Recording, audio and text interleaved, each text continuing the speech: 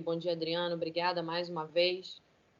Vou pedir à equipe da FGV Energia toda para deixar sem imagem e os microfones no mudo, por favor. Esse convite, né, para a gente estar fazendo aqui um Energia em Foco gravado, né, um modelo diferente dessa vez, e falar o que está acontecendo hoje, né? A indústria nunca viu nada do que está acontecendo agora em 2020, né?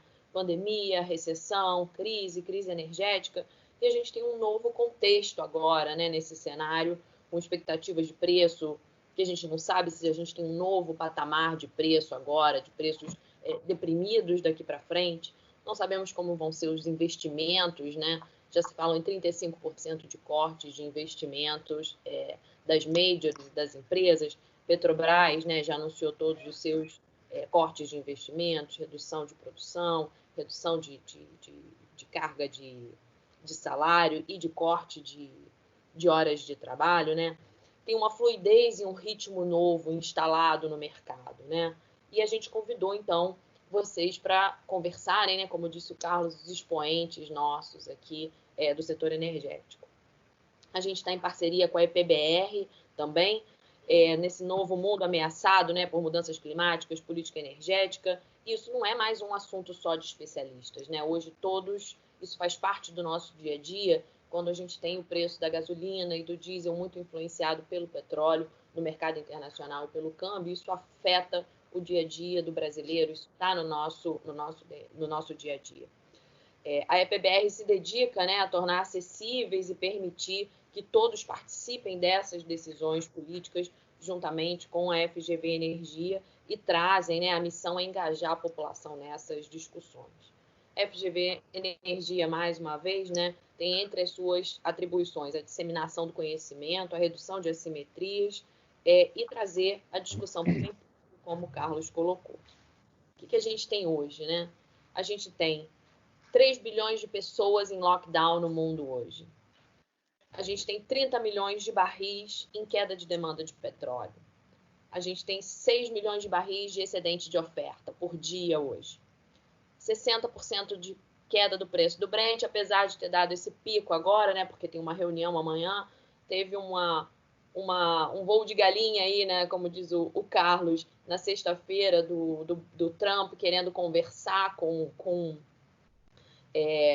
a Arábia Saudita e com a Rússia, deu um spikezinho de preço, arrefeceu, já tem uns contratos futuros com 36, 35 dólares o barril, mas a média a gente ainda está falando de 29, 28 dólares o barril.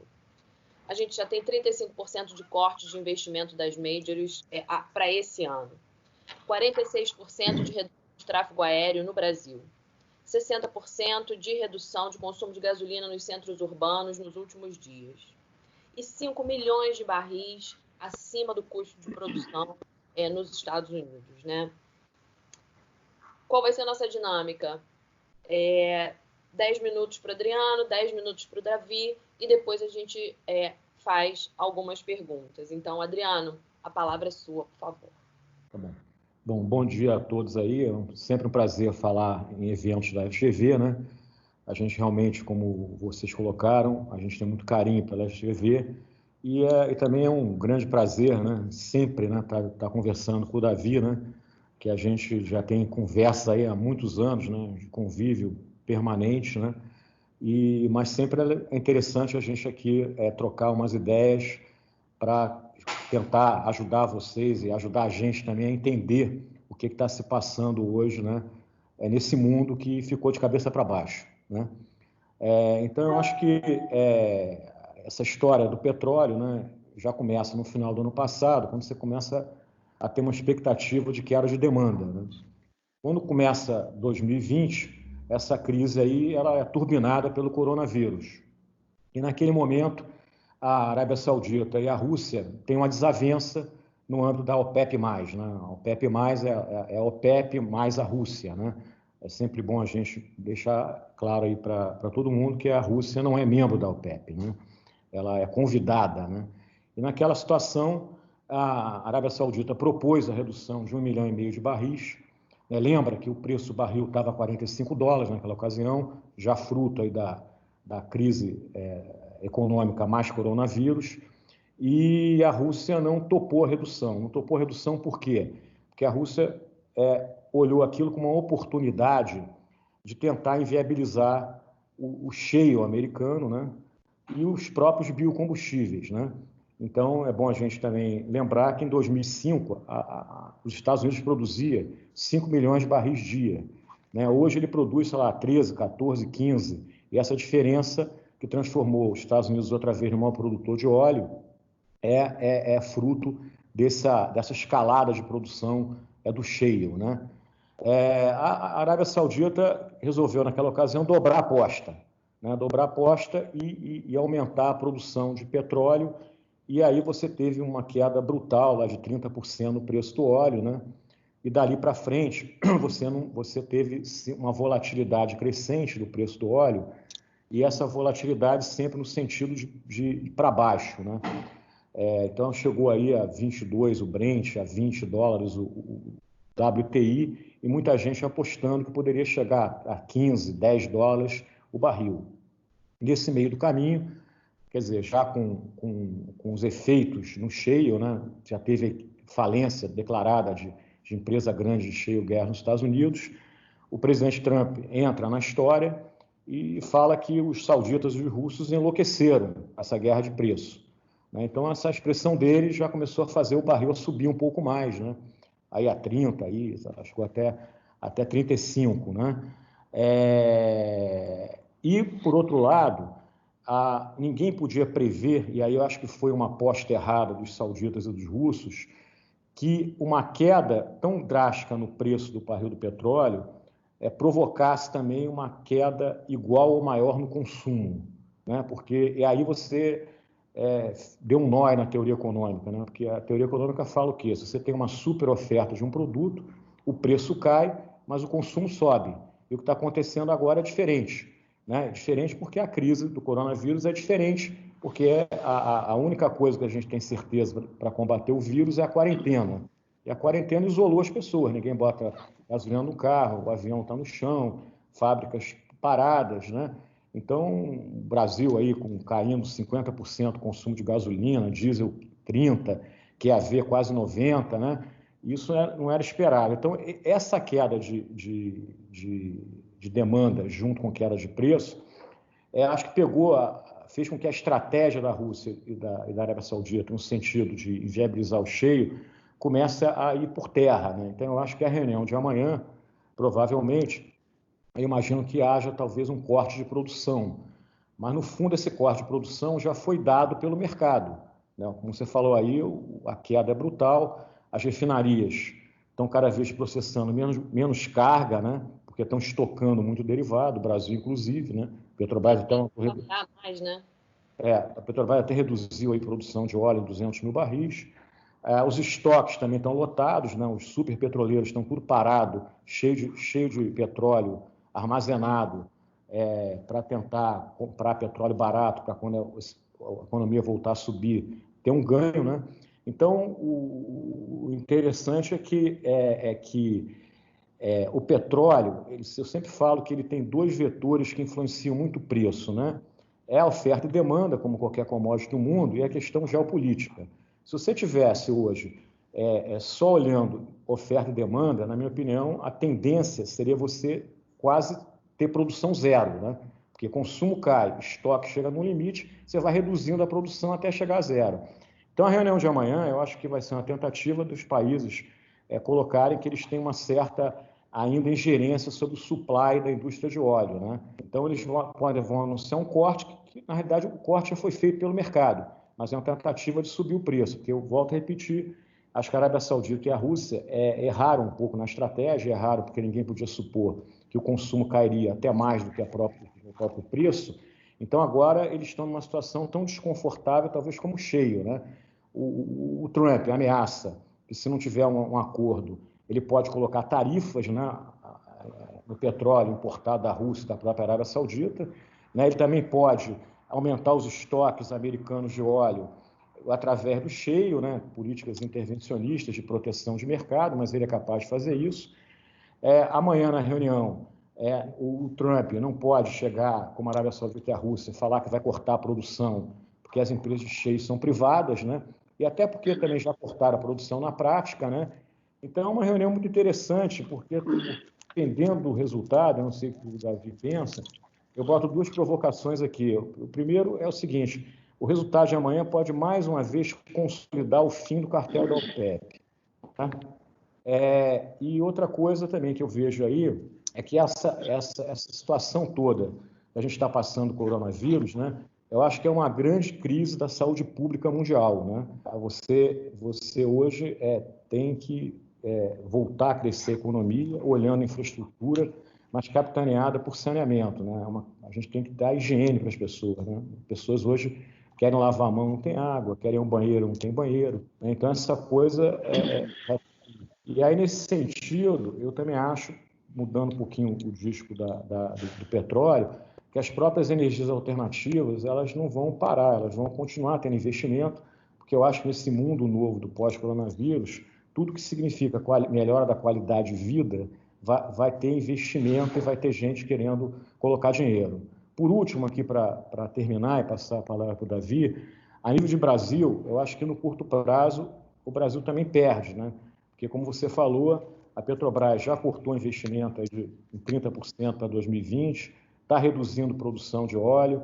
Quer dizer, eu acho que o plano de negócios, não só da Petrobras, como de todas as petroleiras que compraram campo nesses leilões aí do governo Temer, do governo Bolsonaro, também vão rever o plano de negócios dela, não só a nível de Brasil, como a nível mundial. Nós estamos numa situação hoje que as petroleiras vão cortar custo, vão ter uma disciplina maior de capital, algumas pequenas vão morrer, vai ter fusão e aquisição, isso é muito típico de crise, né?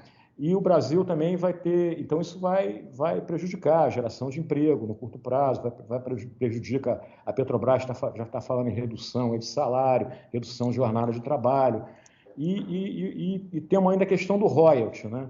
A questão do royalty também é fundamental, né? Aqui no CBE a gente fez uma conta aí recente, né? Essa semana eu fiz uma conta aí, eu estou trabalhando com uma queda de royalty na faixa de uns 35%, né? E ela só não é maior em relação a 2019. E ela só não é maior porque o câmbio ajuda um pouco, né? Porque como o royalty é pago em reais, né, o câmbio apreciado a 5 ajuda que a queda em real não seja tão grande. Mas isso é muito... Agora, na retomada, esse preço mais barato de petróleo pode ajudar também, né? Porque vai estimular o consumo, né? Tanto de pessoas como de empresas, né? Mas, enfim, a gente acha que está numa situação difícil, né? É ruim para todo mundo, e eu só vejo hoje, né, dois ganhadores nesse cenário de petróleo com preço descontrolado aí, e com preço que está sendo vendido na reunião hoje abaixo de $30. Todo produtor de óleo no mundo está subsidiando o consumo, né? E acho que outra aposta da Rússia foi que eu vou subsidiar consumo, mas como o consumo está caindo muito, o subsídio vai ser pequeno também. Agora, tem dois que estão ganhando, podem ganhar dinheiro. Primeiro, a China, porque a China é um grande consumidor de óleo, né? A China hoje consome 14, 15, 16 milhões de barris de óleo por dia, e ela vai ter óleo barato para a retomada do crescimento. A gente está lendo, inclusive, em alguns artigos aí que circulam, que a China está construindo, inclusive, tancagem, né? Para também guardar óleo, estocar óleo aí, né? E o segundo ganhador aí nesse curto prazo desse mercado, do jeito que ele está, são os donos de estoque de óleo, né? Quem hoje tem lugar para estocar óleo também está ganhando dinheiro, né? Ou estoca óleo para ele mesmo, ou também pode alugar essa armazenagem para alguém, né? Hoje tem uma corrida mundial para estocar óleo, então esse também está ganhando dinheiro. O resto eu acho que só vejo perdedores. Então é isso que eu queria colocar de início. Obrigada, Adriano. Então, o preço barato não é bom para ninguém, né? Essa é a conclusão, né? Não, ninguém ganha com esse nível de preço, né? A não ser os donos dos estoques. E mesmo assim, isso é momentâneo, né? Porque quando ele aliviar esse estoque, né, ele volta num outro patamar de preço, né? Claro. Davi, por favor, suas considerações. Obrigado, Fernanda. Cumprimentando, claro, o quinteto. Quem está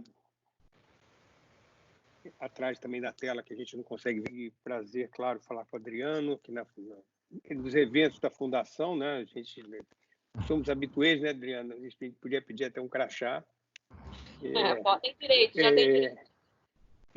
Mas, de qualquer maneira, é muito bom. A gente está num momento de muita reflexão de uma maneira geral, né? Não é uma reflexão só sobre o setor de energia. O setor de energia, e aí tem uma particularidade nessa situação.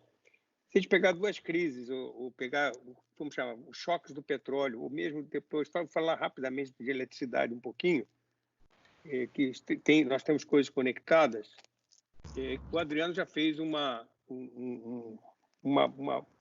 bela análise da conjuntura, quer dizer, me dispensa aí de acrescentar muita coisa, praticamente todo o panorama está aí traçado.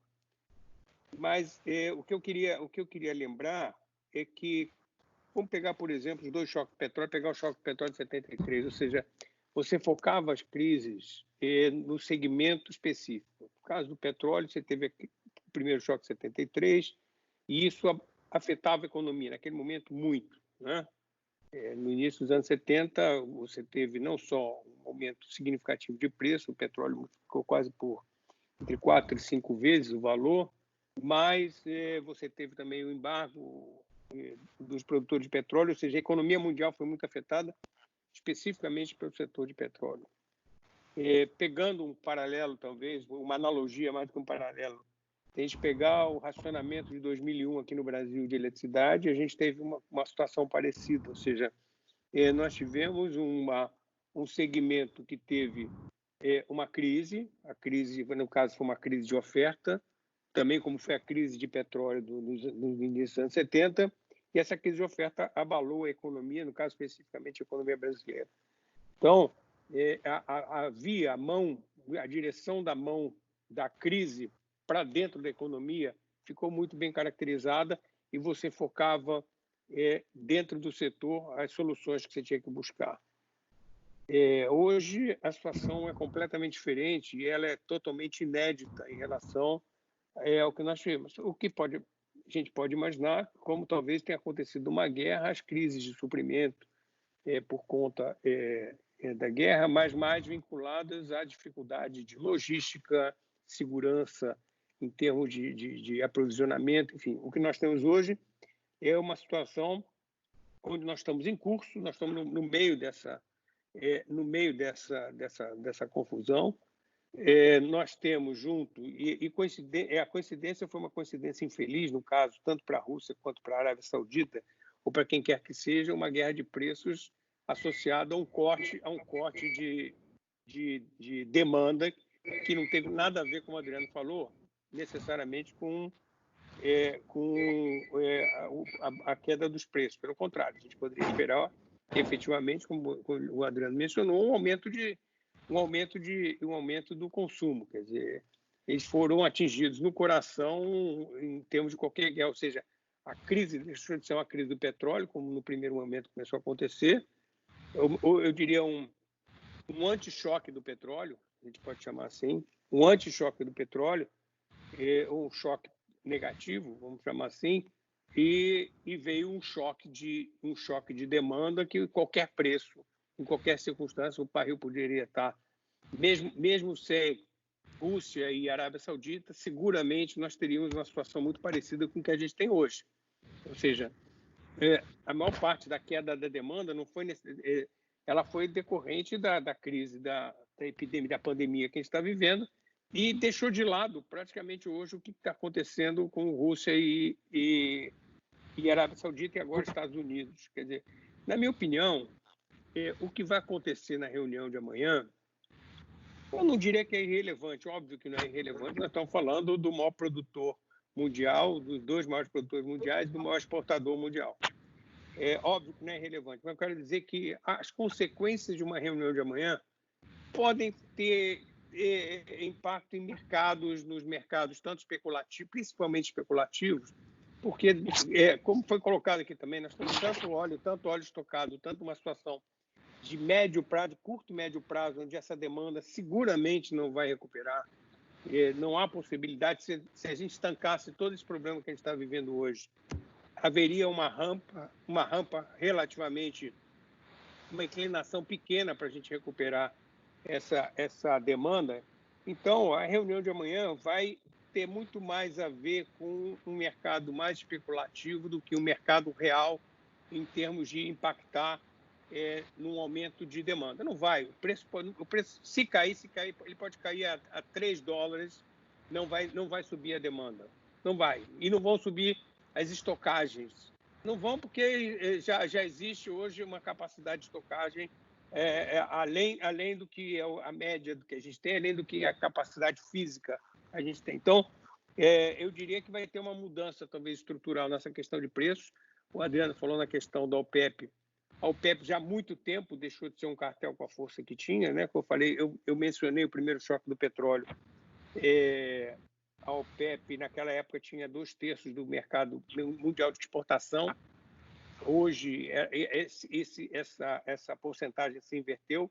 A Rússia ao contrário da Arábia Saudita, por exemplo, e hoje, até ao contrário dos Estados Unidos, é um país que pode segurar preços baixos em função da diversidade de recursos naturais e da demanda própria que ela tem. Então, a gente vai ver uma coisa à parte que, na minha opinião, se a gente ponderar, vai ter um peso muito pequeno comparado com a pandemia. Ou seja, então a gente pode esperar que nos próximos 2, 3 meses, eu diria, o quadro só tende a piorar para o segmento do petróleo e, de alguma maneira, nós vamos ter uma situação que não vai... Eu diria que nós vamos assistir como espectadores e dizer assim, ok, vocês chegaram a um acordo, mas isso, na minha opinião, não vai ter relevância prática. É isso que eu quero dizer. A Arábia Saudita, quem lembra, no início, se eu não me engano, dos anos 90, com o Sheikh Armani, na época, abriu uma guerra de preços contra o Mar do Norte, na época, a primeira-ministra britânica era Margaret Thatcher. Ele perdeu, ele foi defenestrado, acabou perdendo. Naquela época, o petróleo chegou, claro, sem correção, mas chegou a valores naquela época de $9 o barril. Não se esquecer que quando, por exemplo, o pré-sal foi licitado, o petróleo estava variando entre $12 e $15.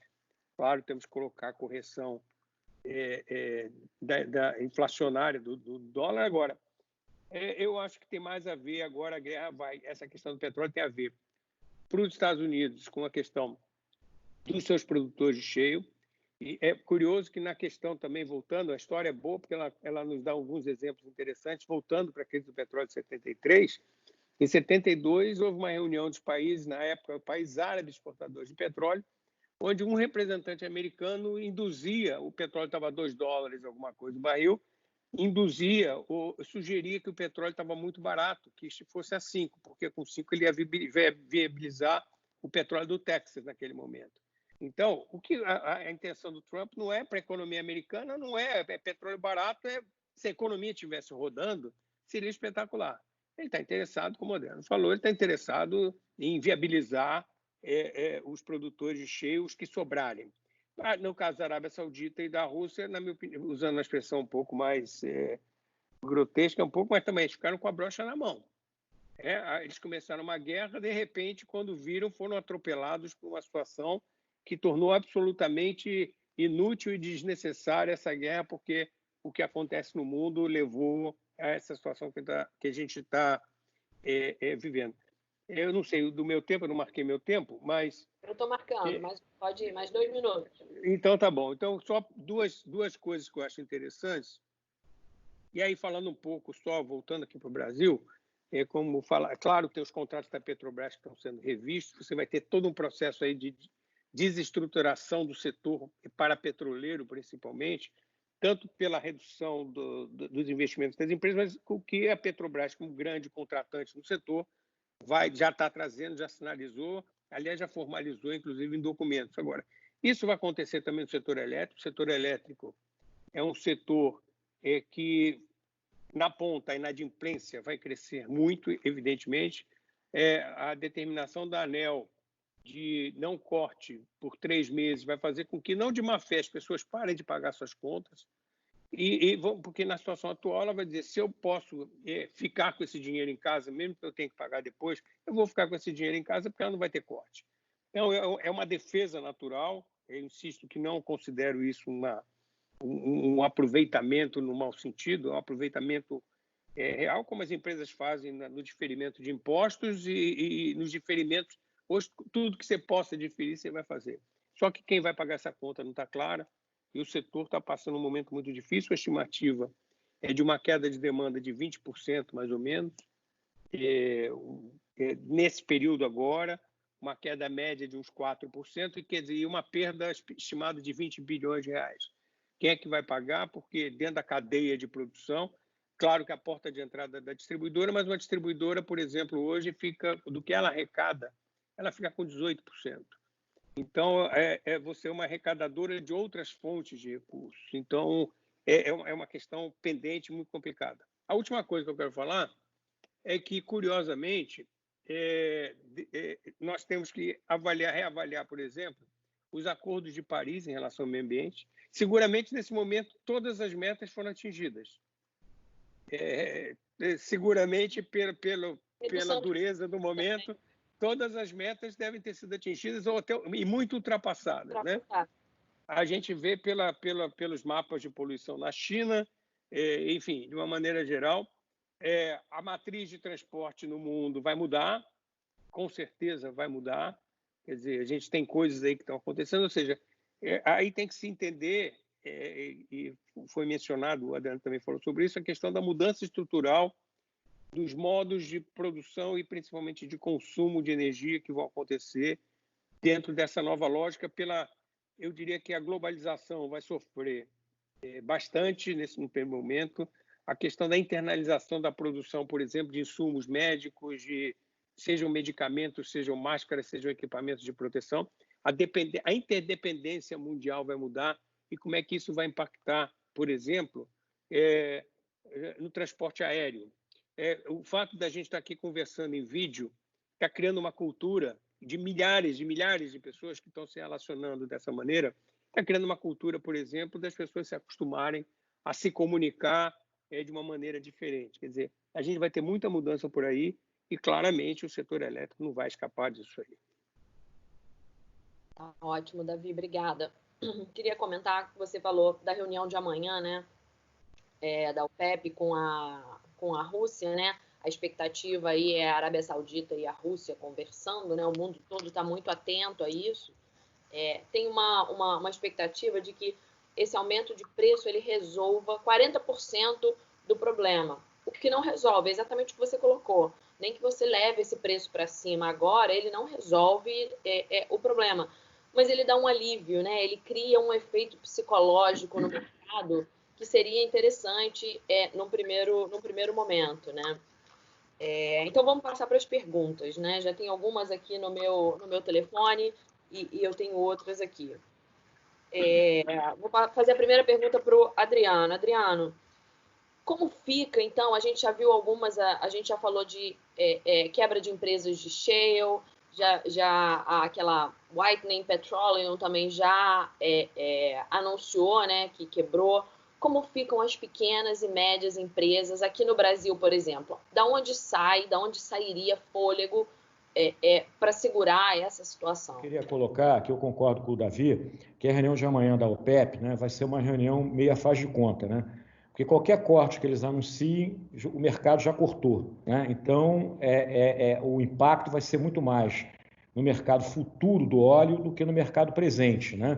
Porque mesmo que amanhã, razões psicológicas aí, o preço vá a $40, quando o pessoal sentar na mesa vai ver o seguinte, olha, não faz sentido $40 com esse nível de estoque do mundo, com esse nível de consumo caindo. Enfim, eu acho que no Brasil a gente tem que olhar duas coisas, Fernanda. Eu acho que as empresas pequenas de óleo e gás no Brasil vão sofrer como vão sofrer em qualquer lugar do mundo, né? E as empresas que tiverem mais alavancadas vão sofrer mais ainda, porque hoje é uma questão de liquidez, né? Quem tiver com liquidez, acho que passa melhor pela crise. Quem tiver com baixa liquidez vai passar pior pela crise.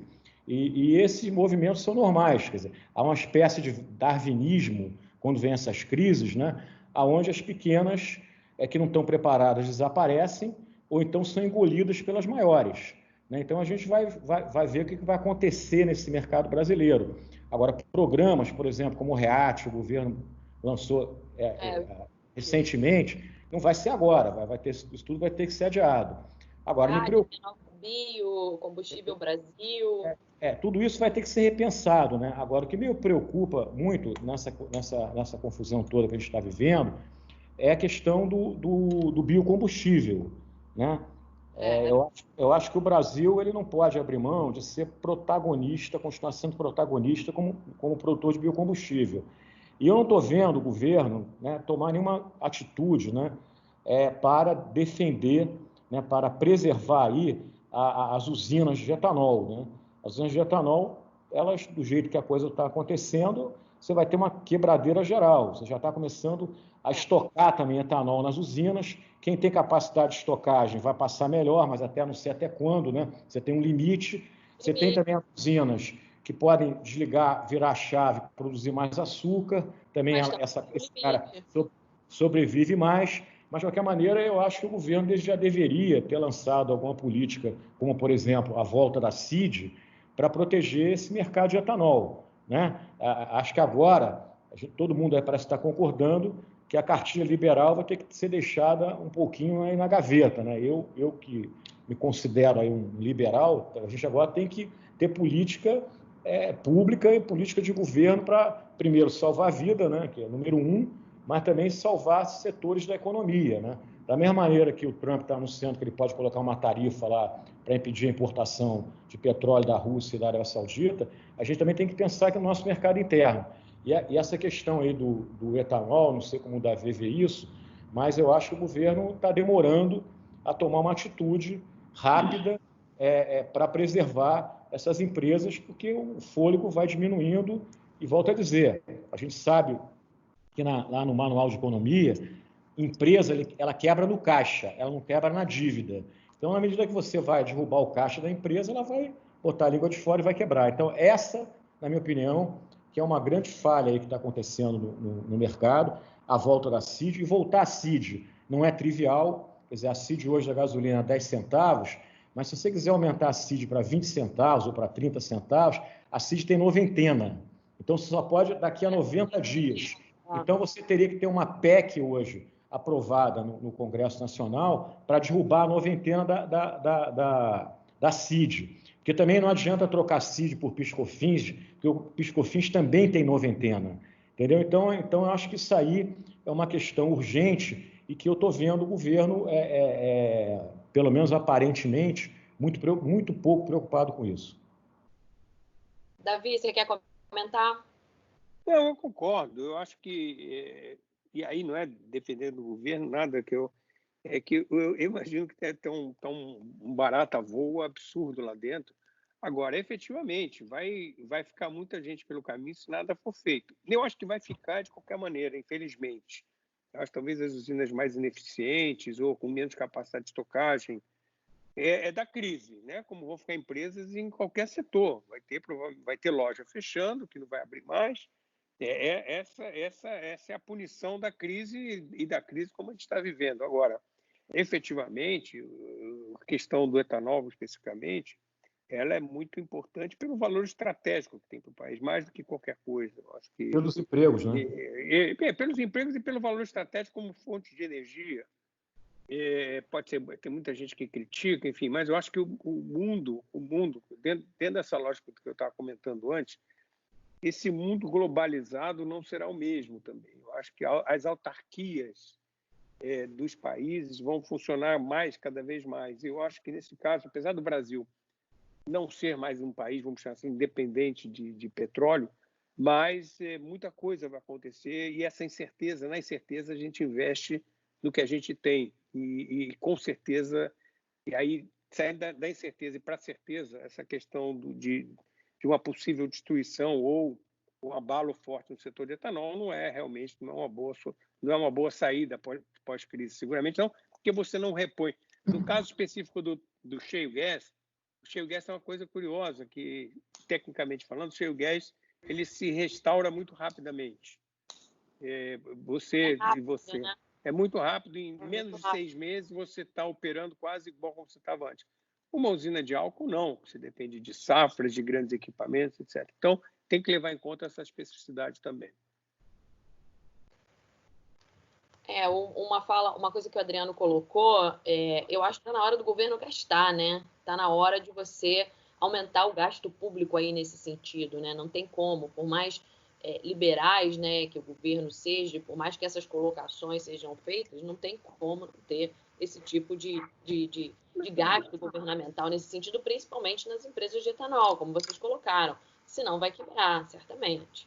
Não, esse conceito de liberal, ele só existe quando você não tem pessoas morrendo, nem empresas morrendo na quantidade que estão acontecendo agora. Então, é isso, tem que pensar. E o governo já está gastando. Hoje mesmo saiu o MP na questão do pagamento das contas de energia elétrica para o pessoal de baixa renda até determinadas faixas de consumo. Quer dizer, tem que fazer. E é um setor que não foi ainda pensado, talvez o aquinhoado, é exatamente esse setor do etanol. Eu acho que, nesse sentido, tem um economista americano aí famoso, que eu não lembro o nome dele agora, né, Davi, que ele fala que em trincheira não tem ateu e na crise não tem ideologia. Né? Na então, crise não tem o quê, Adriano? Ideologia. Não tem ideologia. Na trincheira não tem ateu e na crise não tem ideologia. Eu acho que tem um economista aí famoso aí, que nós conhecemos, né, que é o Schumpeter, né, que ele tem um livro muito importante que quem não leu deve ler, que é o Capitalismo, Socialismo, Democracia, onde ele cria um conceito de destruição criativa, né? Então, eu acho que, seguindo um pouco aí o que o Davi colocou, o que o mundo vai passar vai ser uma espécie de uma destruição criativa, né?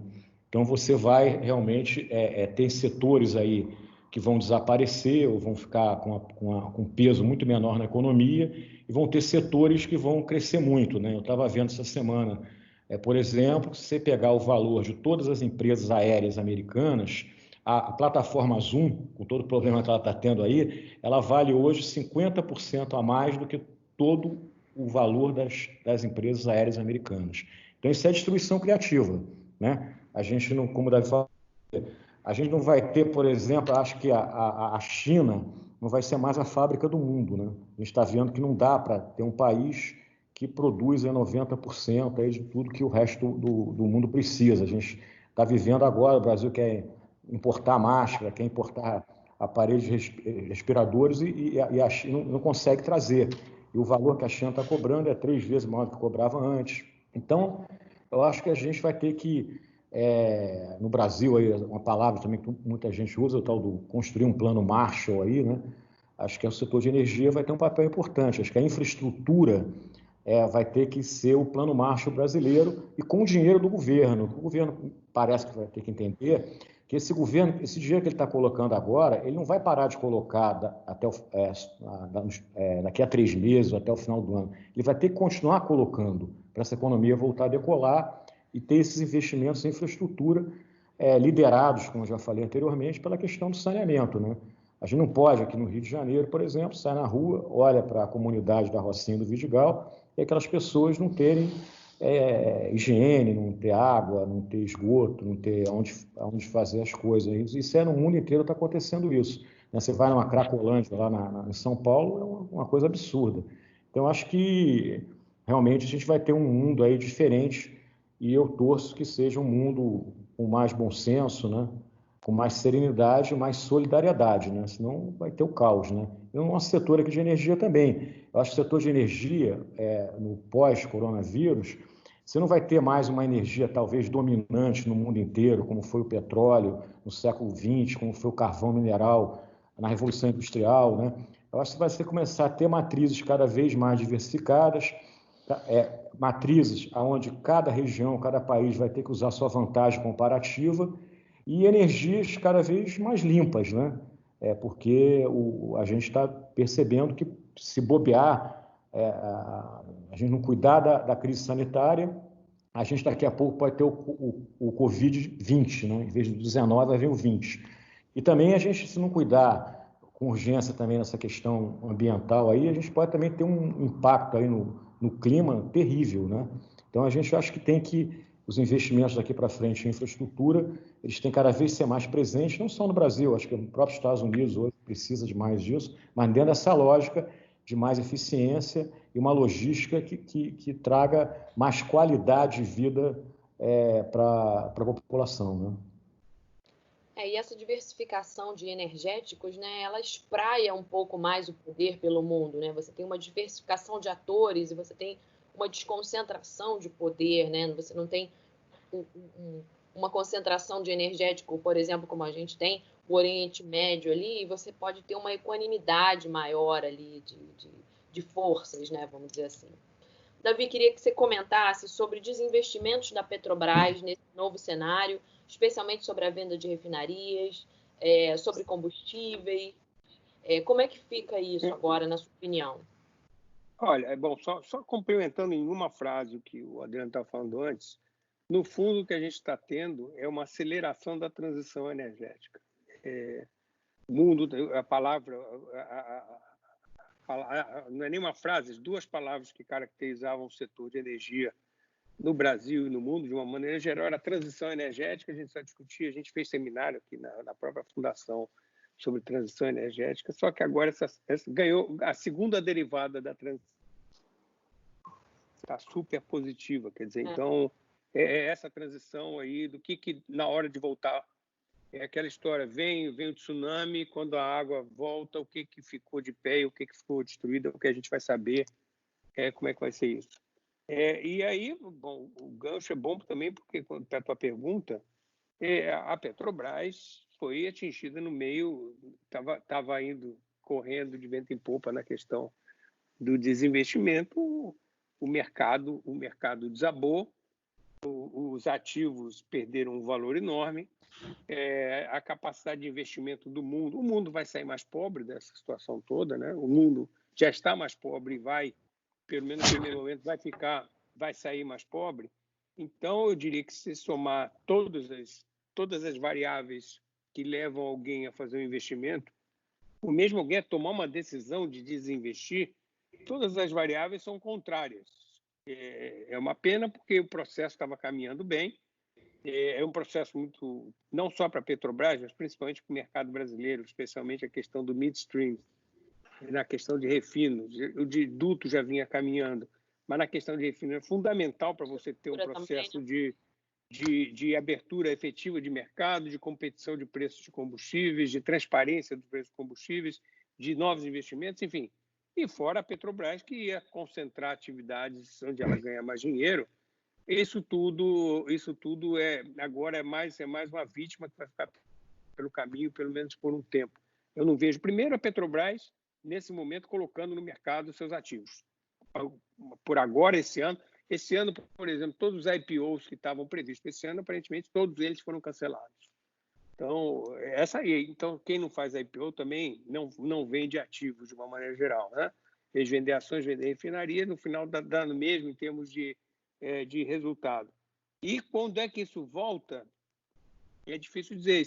Tudo que a gente conversou até agora é que a gente está numa situação de esperar para ver o que vai acontecer e como vai voltar, o que vai acontecer, o que vai estar de pé, o que não vai estar de pé. Então, na minha opinião, esse assunto está engavetado. Não tem outra alternativa. Não seria nem razoável alguém chegar hoje balançando, sacudindo, dizendo: estou vendendo isso, estou vendendo aquilo, para um produto que já é complicado em termos de mercado para você vender. Agora, né?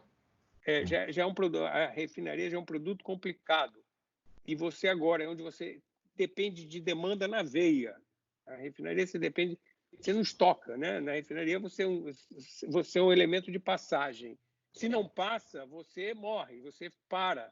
Então, é uma pena, como eu disse, lamentavelmente, mas sabe-se lá quando, mas por hora isso está completamente fora de questão, na minha opinião. Não, certamente. Adriano, e sobre o novo mercado do gás, né? O novo mercado do gás já vinha patinando, desde o ano passado, as coisas parecem que não vão muito. E agora? Como fica? Eu acho que também é outro mercado que não vai andar essas mudanças, né? Agora você tem que tentar corrigir os efeitos de curto prazo, né? O mercado de gás ele é muito parecido nesse sentido com o mercado elétrico, o Davi já falou aí. Você tem que estar preocupado agora, por exemplo, com a inadimplência das distribuidoras de gás, né? Porque da mesma maneira que a energia elétrica, veio aí as normativas das agências reguladoras estaduais aí, colocando também que em 90 dias você não vai cortar ninguém, né? Então, isso aí vai levar a uma inadimplência gigante, né, como já foi colocado aí, idêntico ao setor elétrico, né? A diferença é que no setor de gás a coisa é um pouquinho mais sofisticada, complicada, porque você não tem as agências reguladoras são estaduais, né? Então cada estado tem uma maneira de olhar o problema, né? No caso do setor elétrico, você resolve tudo em Brasília, né? Como está sendo feito agora lá através de MPs. No caso do gás, o que está acontecendo é que as distribuidoras estão negociando com a Petrobras, né? Negociando parcelamento de conta, né? Dando flexibilidade para o take or pay, né? Só pagar o que realmente o consumidor levar, né? Também a Petrobras está negociando com as transportadoras o ship or pay, né? As penalidades vão ter que ser suspensas, né? Mas eu acho que nesse momento agora, a preocupação número 1 tem que ser com a inadimplência, né? Porque não adianta você parcelar uma conta se você não tem como pagar essa conta, né? E essa questão de criar uma situação nessa transição para proteger a inadimplência das distribuidoras de gás não é fácil, porque, volto a dizer, não tem lá a ANEEL, né? A ANP ela regula o produtor, o transportador, mas a distribuição, quem regula são os estados, né? Tem também situações aí tributárias que eu acho que o setor elétrico poderia estar junto com o setor de gás, que é a questão de ICMS, né? Porque a gente sabe que quando você recolhe o ICMS, você pode estar recolhendo o ICMS de um cara que está inadimplente. Eu sei que é difícil você falar isso para qualquer estado hoje, porque significa redução de arrecadação, mas é uma questão aí que não sei como é que trata isso. É uma das centenas de perguntas que a gente não sabe a solução, mas a gente sabe que o problema existe, né? É o que eu tenho dito, né? A gente tem que procurar respostas simples, mas as respostas simples não são fáceis, né? Isso, então, é um desafio. Então, acho que o mercado de gás, a gente vai ter que também começar a olhar existe lá uma lei do gás que foi aprovada na Comissão de Minas e Energia, né? Que tá lá, que eu acho que vai ficar parada. Acho que essa discussão sobre a nova lei do gás só vai ser retomada a partir, talvez, ano que vem, não sei, quando essa coisa melhorar, né? A gente tiver uma situação de maior tranquilidade, mas essa é a situação. Acho que não é simples também para o mercado de gás. A distribuidora de gás, semelhante ao que o Davi colocou, a distribuidora de energia elétrica, ela também só fica com 18%, 17% da receita. Então, você não pode jogar no colo da distribuidora a inadimplência toda, né? Porque 40%, por exemplo, vai para a Petrobras, 14% vai para as transportadoras. Então, não é justo que o cara que recebe 20% fique com a inadimplência total. Como é que resolve isso? Acho que vai ter que ser uma discussão aí, que vai envolver Petrobras, porque a Petrobras tem que estar envolvida nisso, porque se tiver uma inadimplência grande, ela também não vai receber a parte dela. Então, vai ter uma discussão aí que não é trivial, que vai envolver distribuidoras, os estados, governadores, Petrobras, a ANP, mas o problema todo é que na minha opinião, da mesma maneira que o setor elétrico está resolvendo rápido, porque lá o mecanismo é mais rápido, o setor de gás também tem que resolver essa questão na inadimplência com uma certa rapidez, porque senão você vai começar a matar as empresas, né? Principalmente as grandes distribuidoras, como é o caso de Comgás, de SEG, a questão da inadimplência ainda é mais grave ainda, né? Porque tem todo o setor residencial que as outras distribuidoras não têm. Então, a gente acha que está essa briga, né, Fernanda? Está também adiada sine die, né? Como estão adiados os leilões, está tudo sine die, né? Entendeu? Os leilões, e até aí o A4, o A5, em final de abril, todo mundo estava, vamos agora, vai ter uma demanda de gás, porque o leilão é de térmica, né? Então você vai botar na térmica na base, aí vão ter 10 mil megawatts, não sei o que, 12. Agora isso aí agora temos que tratar igual da população, nós temos agora que tratar da saúde das empresas para que elas não vão para a UTI e que elas não desapareçam, né? Para que a gente, quando a economia voltar, a gente tenha um parque aí mais preparado para uma decolagem mais rápida. Então, hoje, a missão número 1 é tratar da saúde das empresas e não deixar que haja uma quebradeira. Lógico, como o Davi colocou, algumas vão ficar no caminho, como também, infelizmente, aí na população brasileira já está muita gente que ficou no caminho e vai ficar mais gente ainda, infelizmente. Mas nós temos que tentar evitar um número maior, né? A gente tem que tratar para que a maior parte da população e das empresas sobrevivam a essa crise, que é uma crise inusitada, né? E é que ninguém podia prever. Então, o tratamento também tem que ser inusitado e tem que ser fora da caixa e com bastante criatividade. Claro, principalmente porque significam muitos empregos, né? Eu acho que o mais importante agora é a preservação desses empregos, né? Caminhando para o final, aí queria uma última colocação de vocês dois. A gente tem dentro da política energética nacional, né, o nosso arcabouço de tomada de decisão, ele vem CNPE, Ministério de Minas e Energia, junto agora, né, caminhando bastante, junto ao Ministério da Economia, e depois a gente tem a ANP, a EPE, enfim, todas as instâncias que tomam as decisões e as executam, né? Nesse cenário agora, essa governança precisaria ser alterada? A minha pergunta é: o planejamento energético, né, nacional precisaria de uma orquestração mais efetiva hoje? O CNPE é suficiente? Queria que vocês comentassem isso para a gente e as considerações finais de vocês, por favor. Bom, Davi, por favor. Bom, eu acho o seguinte, eu acho que nesse momento não existe planejamento possível. Não é questão do arcabouço nem da estrutura. Eu acho até para você fazer a estrutura, você tem que entender o que está acontecendo, o que vai acontecer. A gente está... Aquela história, quando você navega, quem entende, eu não sou um marinheiro experimentado, mas quem entende de navegação à vela sabe que no meio da tempestade você recolhe as velas e espera passar. Não adianta, você não vai ficar batendo contra as ondas, nem tentando navegar muito contra o vento. Então, o vento está soprando em muitas direções, o mar está muito batido, e essa história do arcabouço eu não acho ela... É que eu não acho relevante, não. Ela é muito relevante, só que... Não é a hora, né? Você não tem nem quem. Como é que você vai chegar alguém nessa situação para o Ministério da Economia, por exemplo? Olha, vamos discutir planejamento energético. Não vamos discutir. Ou reunir o CNPE, você não vai conseguir reunir o CNPE para discutir isso. Então, o que nós temos é aquela história, tentar sobreviver dentro de um imenso ambiente de incertezas. Nós não chegamos ainda no pico da crise, pelo contrário. Numa maratona, eu diria que a gente está no quilômetro 5, pelo grau de... Não, a epidemia é uma coisa exponencial, absurdamente exponencial. Até o dia 20 e poucos da epidemia, você tem menos de 2% do que vai acontecer no dia 30.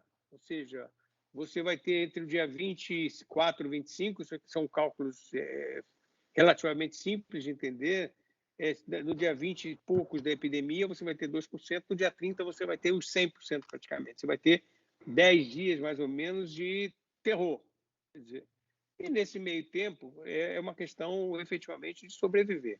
E outra coisa também, não dá para planejar em cima de uma coisa... Normalmente, você já não tem muito controle, você trabalha com expectativas. Ninguém sabe quais são as expectativas, essa é que é a questão. Você não tem... Você não pode aplicar conceitos econométricos, você não pode fazer cenários... Funciona também, né? Não, e tem uma característica, sempre erra também. Erra em condições normais, não vai errar em condições... Você até que, sem querer, acerte. Agora, eu acho muito pouco provável. Então, eu acho que hoje a atitude correta é tentar ir batendo, apagando fogo onde ele aparece, tentando manter as pessoas com as melhores condições de saúde, e o setor é um setor que, inclusive, não vai ser muito demandado, o setor de energia. O único risco hoje para o setor de energia, efetivamente, é a questão da logística. Se você mantiver a logística, você não vai ter nenhum problema de abastecimento. Zero. Nenhum problema. Então, o foco hoje, que a gente não falou aqui de alguma maneira, mas é como manter uma logística que já é naturalmente estressada aqui no país, mas como você manter essa logística funcionando. Adriano, por favor. Olha, eu vou fazer uma brincadeira aqui inicialmente, né? Já que o Davi falou aqui do veleiro, do mar revolto, ainda bem que a gente tem um marinheiro no comando, né? Do Ministério de Minas e Energia, né? Que sabe como é que se Se bem comporta. que ele é especialista em submarino, Adriano. Pois é, mas ele também veleja, né? Ele também veleja. Então, eu acho que ainda bem que a gente tem uma pessoa que conhece como é que deve se comportar, né? Num mar revolto, né? Agora, eu também concordo que não é momento de mudar nada, né? Eu acho que até antes da crise, eu poderia dizer a você que eu acho que tem que mudar algumas coisas, mas nesse momento eu acho que não é hora. Esse momento é hora de trabalhar, né? É hora de ter união, é hora de deixar as diferenças de lado, é hora da gente, todo mundo junto aí, remar, né? Para pegar outra vez o exemplo do marinheiro, remar na mesma direção e ganhar essa guerra, né? Depois que a gente ganhar a guerra, a gente volta a brigar novamente, né? E agora, me parece que também temos que ter dois focos. O foco é de curtíssimo prazo, que eu espero que as pessoas do governo tenham esse senso de urgência que a gente comentou muito aqui, que é o caixa das empresas, a inadimplência que as empresas vão sofrer. Então, isso tem que ter um senso de urgência por parte do governo, não dá para ficar esperando muito, tá certo? Agora, por outro lado, também eu acho que tem que ter um grupo lá olhando como é que a gente vai fazer para depois que isso vai passar, né? E vai passar, né? Também não sei se vai passar rápido, Tempo, né? mas eu acho que a gente tem que começar a pensar nesse pós-coronavírus aí, o que precisa ser gestado para que a decolagem, outra vez, seja a mais rápido possível, né? Mas volto a repetir, o que eu hoje defendo é que vamos trabalhar junto e eu estou otimista. Eu acho que a gente vai superar isso e a gente vai ter aí um Brasil e um mundo mais bacana. Que ótimo. Também estou otimista. Davi, obrigada. Adriana, obrigada de novo.